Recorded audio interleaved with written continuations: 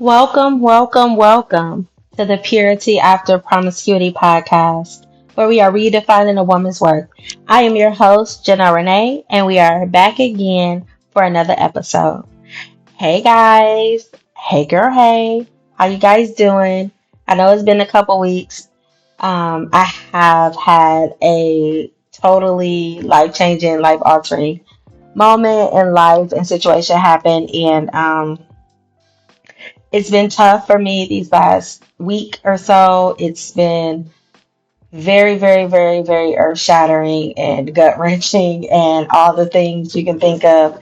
And so it's taken me a while to really start trying to wrap my mind around it. And so, guys, bear with me. Show me grace, please, if I'm a little bit inconsistent in this next few weeks or so, because I'm just really, trying to process.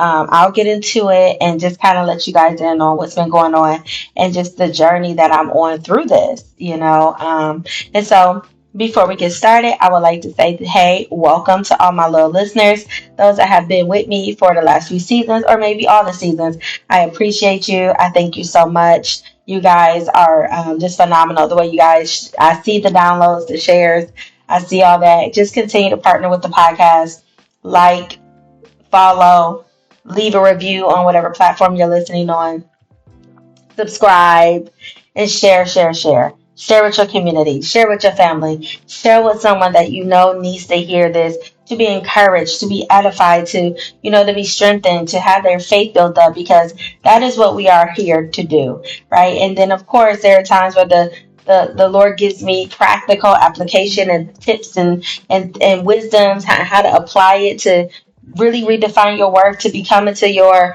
true identity in Christ, and to really, walk and operate in your God given purpose. So, if that sounds like you, I would say sit down, relax, get in a place where you have no distractions, and stay tuned, because today is, I think, going to be so powerful, and maybe even exactly what some of you all on the other side of this episode need. So, before we get started, I'm going to release the countdown as usual. 10, 9, 8, 7, 6, 5, 4, 3, 2, 1.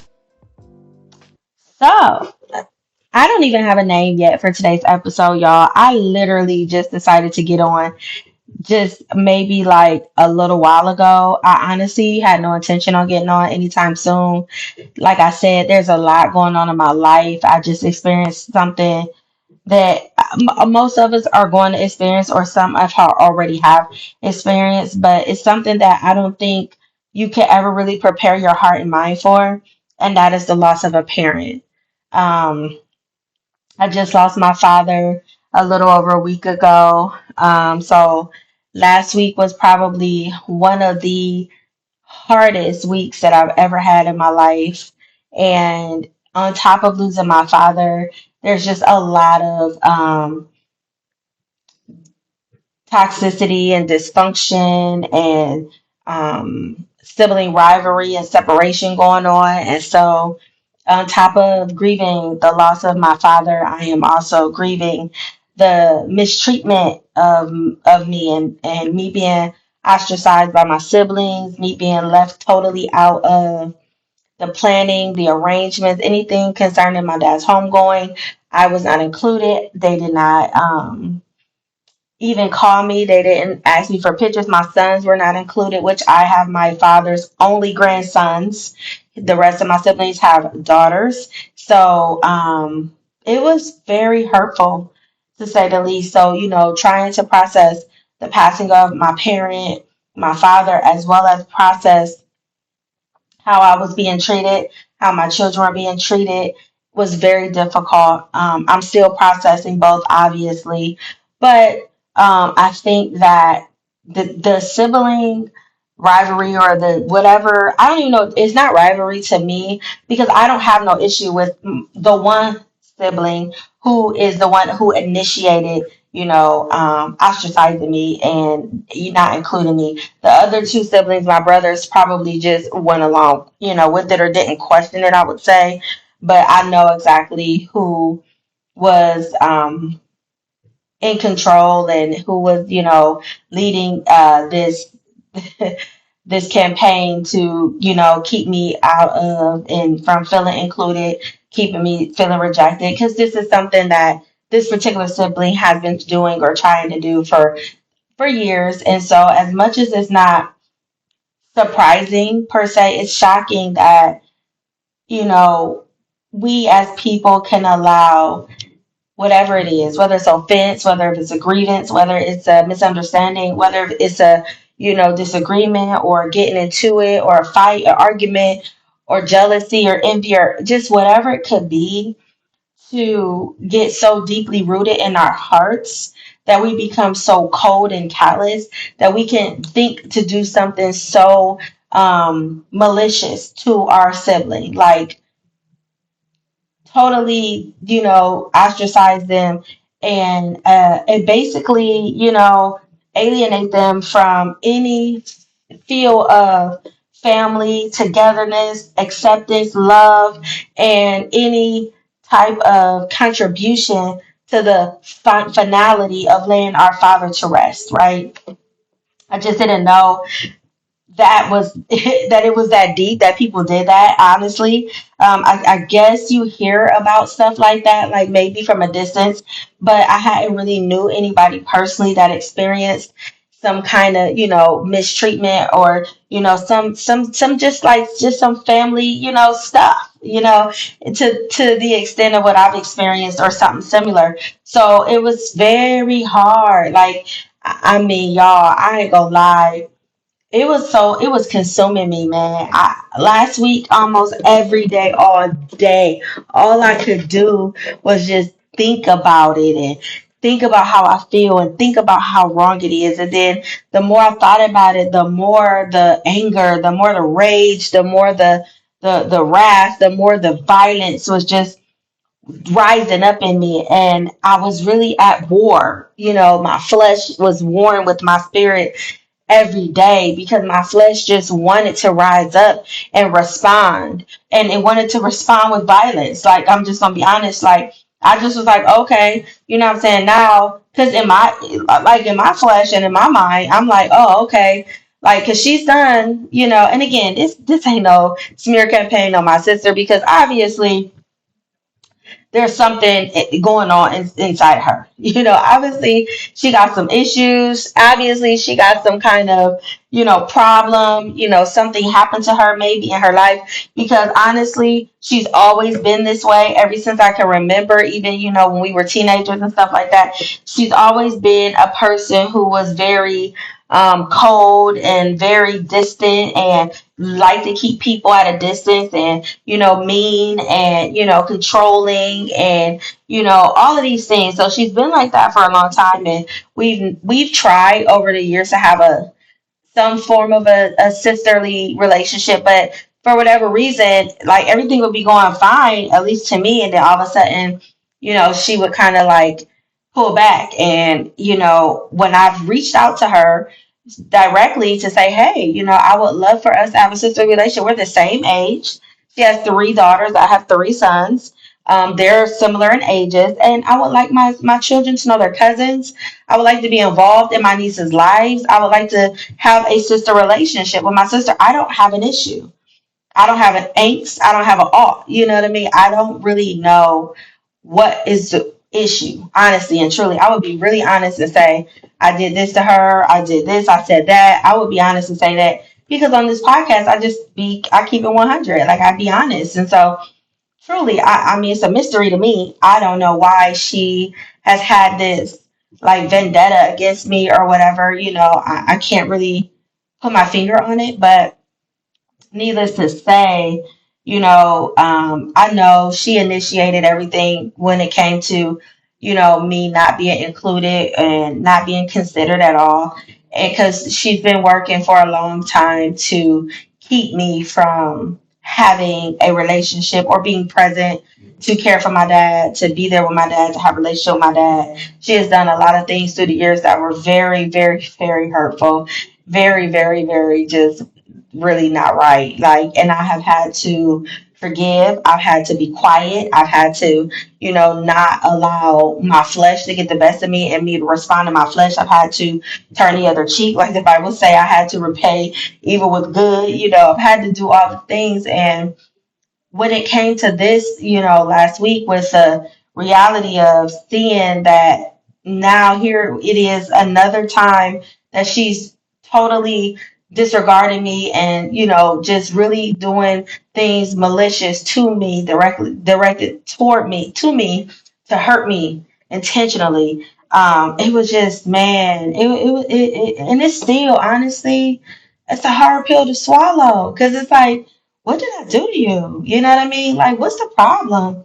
And so, like, I was being consumed, y'all. I wanted to just put my hands on her, like, for real. Like, I'm just like, hey, it is what it is now. Because, while my dad was alive, I would not have wanted to do that. You know what I mean? I would have just not have wanted to put my hands on her because I wouldn't have wanted to have my, dad to have to be involved or say something, or wouldn't want to hear his mouth, because I mean, at the end of the day, we are sisters.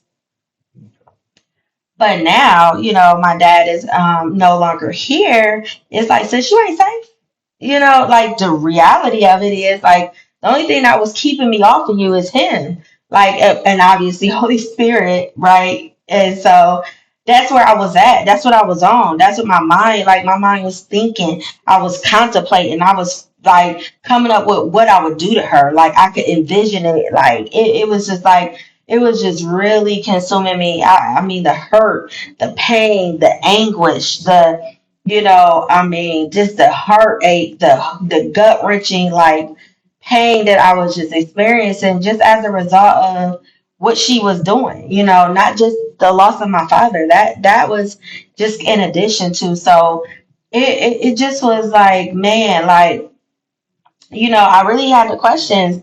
I questioned God a lot, and I still have questions, and I am still questioning because I'm like, Lord, why are you allowing this? Wow, I do understand that we all have free will, and I do understand that God does not manipulate our free will. But I also understand that everything that happens in this world, God allows because we have free will. But if God wanted to change the heart of someone or prevent something, He could. You know what I mean? And I'm not saying that I expect Him to override her free will, but I am saying, like, where is the vindication for me? Where is the recompense? Where is the, vengeance when the word says vengeance is mine, says the Lord. Not that I'm looking for anything negative and awful, even though I should want that to happen to my sister, right? I'm not looking for God to like do something, that would harm her in any way. She's still my sister. And so I am like, Lord, why is it that I feel like I'm the one that keep getting beaten up on and I'm the one that keep getting mistreated and I'm the one who keep, having to made to be rejected and to feel abandoned and forsaken and forgotten and overlooked. I'm the one that keep getting hurt. I'm the one that has been robbed. Like I've been robbed of being able to be involved with laying my dad to rest. And the hard reality to that is I'll never get that opportunity back. Like there's nothing my sister could do, my other siblings could do to say, okay, you know what, we was wrong. Here, let's do it again. He's already buried. He's already in his mausoleum. It's already sealed. It's nothing else to be done, like. And so to take such a intimate, precious moment and to rob somebody of that for no reason, I have no understanding. So I've been struggling, and I'm struggling because I'm like, who am I now? My earthly father is no longer alive. There are parts of my identity that feel like it died with him. There are questions that I have about my genealogy, about my generations, about family history that I may not ever get answers to. There's hope of full restoration with our relationship with me and my dad, as well as the relationship with him and my sons. The hope of him being able to be a positive male figure in my boys' lives, like all of those things, I have to grieve. They're gone because he's not here. And while I do have men in my life, and there are people in my life, um, it's still like my biological father, the man that, you know, conceived me with my mother, the one whose DNA that I carry is no longer here.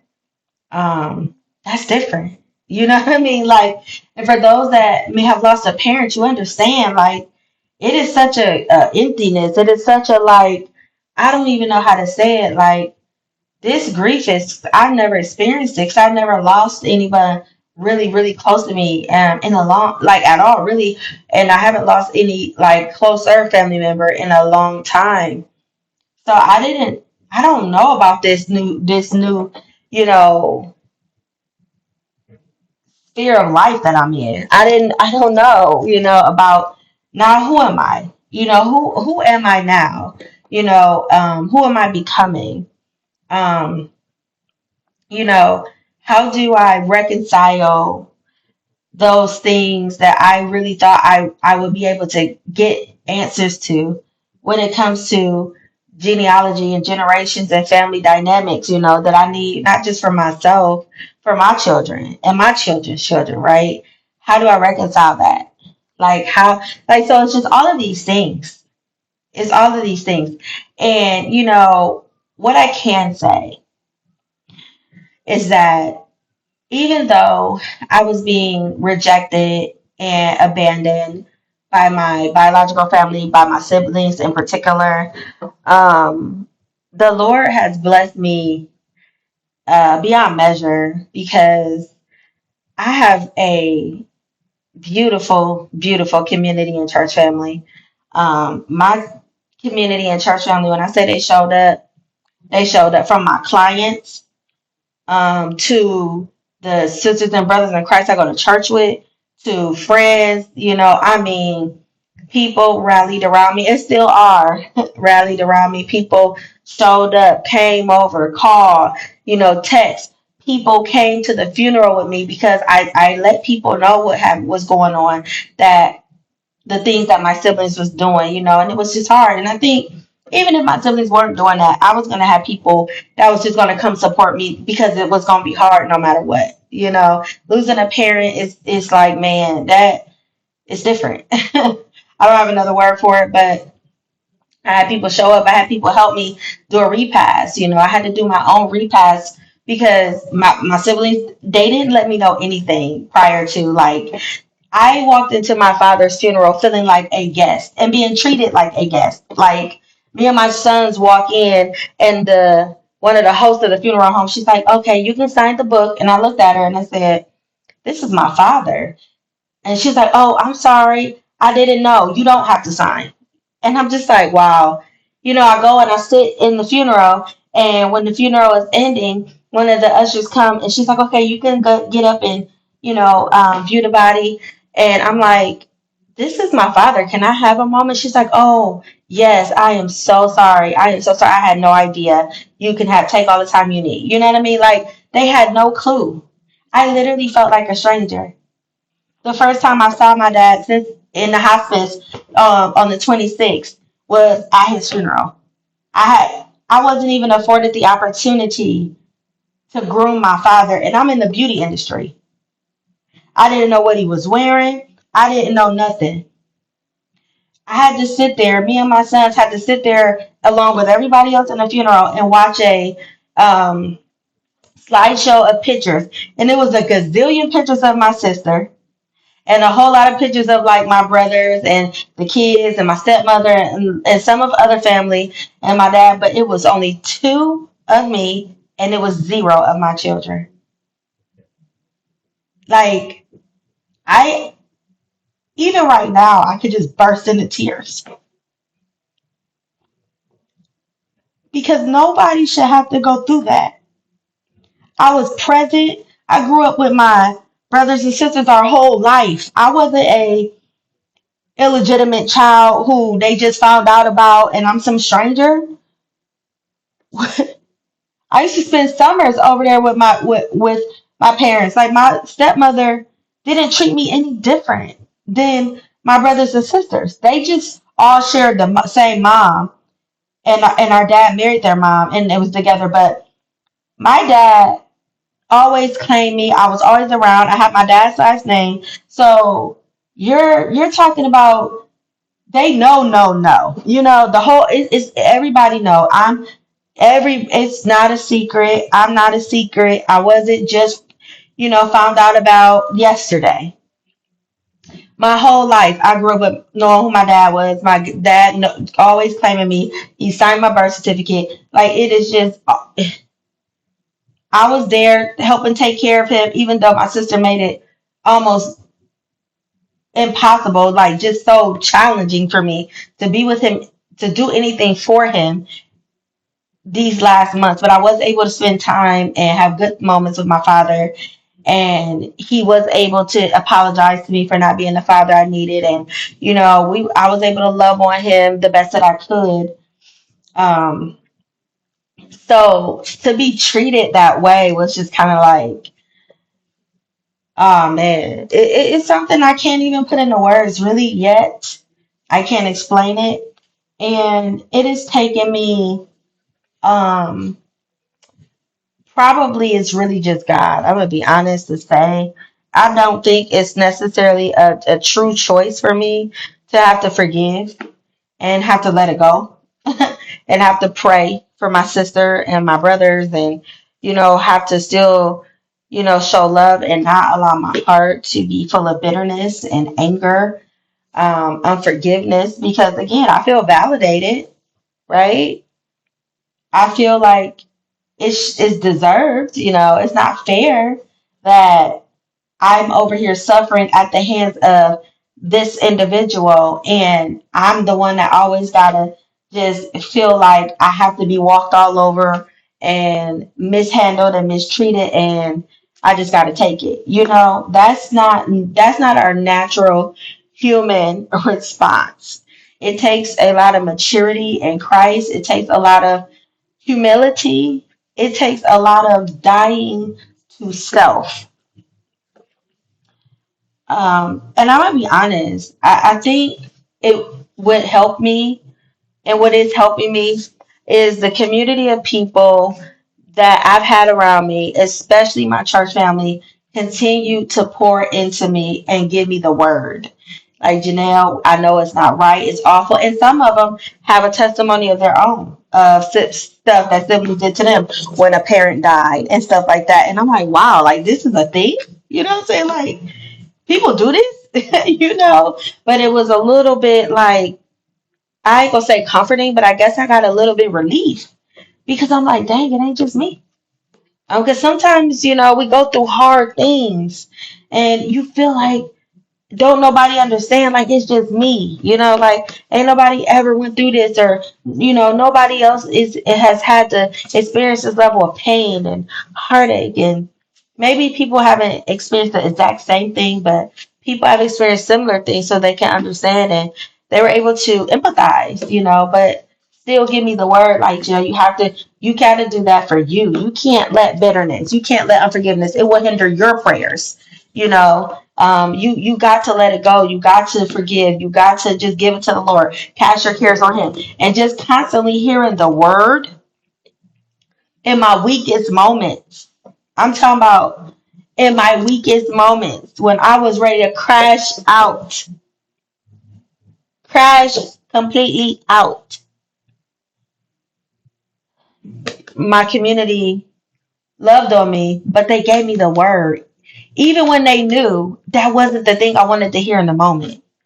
Like, they still gave me the word because the word is forever settled in heaven. The word is true. The word is going to go and do what God purposed it to do. He watches word to perform it. And everybody, said the same thing. Like, she has to answer for that. She's gonna have to give account for that. God sees and God knows she's not gonna get away with it. And I guess it's not even about her getting away with it. Honestly, it's about why did she do it to that? Why did she do that to me? That's really what it's about. Like, why? Like, girl, what did I ever do to you? Like, what's up? So, guys, I've just been going through it. and it's day by day, moment by moment. This grief thing is different. Again, this is my first really real experience with grief for real, for real. And it's definitely affected me in all sorts of ways that I didn't even know grief affected you. Um, and it is also causing me to really think about things differently, to look at things differently, to really consider my ways as far as like what am I really doing with my life. Thinking about how my dad ended his life, that my dad never became the man that I know God wanted him to be. With all the gifts and all the talents, man, my dad was super creative. Like my dad was like, man, he was athletic. He was very athletic as a kid. Like he was very good in track and different things. You know, he won state. My dad was so creative that he carved a his own cane out of a branch he found in San Run, and the handle part of the cane is an alligator's head. Very, very, very detailed. People always stop and ask him where he get that from, and he always tell people he made it because he did. And he used like a knife. He like did it himself. You know, my dad, he was a carpenter. He was a skilled carpenter. He could paint. You know, he was just super creative, man. He was just super gifted and talented, and I'm sure there's even more things in him that I probably don't know, but he never got to operate in the fullness of the purpose and the blessings that God had for him, because you know his life was riddled with hardship and difficulty and alcohol and drugs and dysfunction and all of the things to keep him distracted. So you know, that's the sadder thing of it all. You know, my father was suffering, so I'm thankful he's no longer suffering. He was in a lot of pain. He had stage 4 cancer, and he had other ailments in his body. So I'm grateful that he's no longer in pain. Um, my dad did receive Christ a long time ago, and so I'm grateful that I will see him again. But I'm disheartened because the legacy that he leaves, um, you know, with even with just my siblings and I, he knew how my sister was doing me and how she was treating me, and he voiced that he didn't think it was right, and you know, he don't agree with it, but he didn't really do anything about it, and now he's not here to do anything about it. Um, and just knowing, you know, that the things that God had intended for him to do, he never got a chance to do.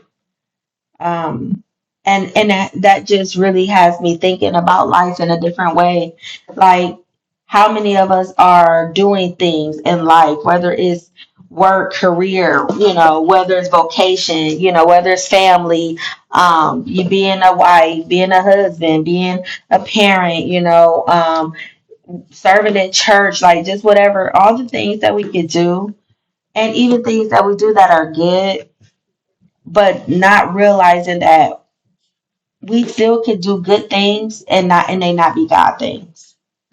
And we can still get to our end and be told, you know, depart from me for I never knew you. Or be told, you know, you wicked and evil servant, because you took the talent that you were given. You took the anointing that you were given. You took the grace that you were given, because the Bible says that we've all been given a measure of grace according a measure of faith according to our grace, right? According to the gifts, according to, you know, whether, you know, God gifted you to be administration, healing, helps, encourager, exhortation, counsel, wisdom, knowledge, you know, apostle, pastor, evangelist, teacher, preacher, you know, whatever it is he called you to do, business person, entrepreneur, minister, you know, whatever it is he really put you on this earth to do. We've all been given a measure of faith according to our graces, right? And that measure of faith, what did we do with it? Did we operate in the thing that God actually put us here to do? Or did we get busy doing a lot of good things? Or did we stay distracted doing a lot of good things? Because the thing that I'm learning and even contemplating as I'm now in this season is, am I really doing what God told me to do? Like, am I really like building my business, trying to like manage my family, trying to live right and produce the fruit of the spirit and be sanctified and be a woman of God and be a good Christian and do good and all the things that I'm doing. It's like, but am I doing the things that God told me to do? So I'll leave you with that question. Don't let loss or the transitioning of a loved one the have to cause you to really consider life. Um, but even if that's the case, it's not a bad thing, right? But understand that the window of time is getting smaller. It's getting smaller because there is a God has a calendar and he has a chronos and a kairos timing. And there is a specific ordained time for specific things to take place in this earth prior to Jesus' return. And also, Jesus is returning. And we think we got all these years. And we think we got all this time. But time isn't promised to any of us. What are you doing with the time you have right now? If Jesus was to come today, would he know you? Would he say, "Well done, thy good and faithful servant"? Would you get into heaven and get many crowns because you ran your race with endurance, right? Or would you be just barely making it in by the skin of your teeth? I don't know. It's heavy. It's heavy, guys. And again, this is different. But what I will say prophetically, the transitioning of my father, because he was considered the patriarch, um, has really,